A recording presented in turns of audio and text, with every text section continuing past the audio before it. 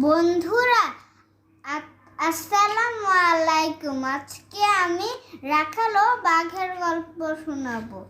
এক ছিল রাখাল, সে মাঠে গরু চড়াতো, বাঁশি বাজাতো, তবু তার সময় কাটতো না।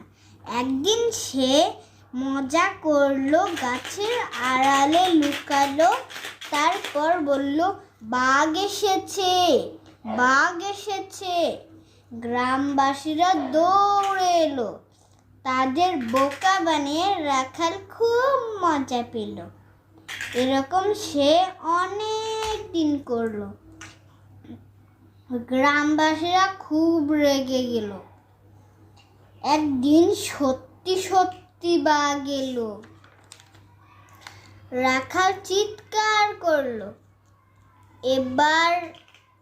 রাখাল চিৎকার করলো, বাঘ বাঘ বাঘ।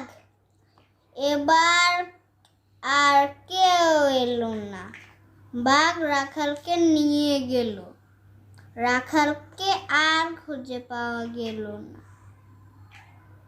টাটা।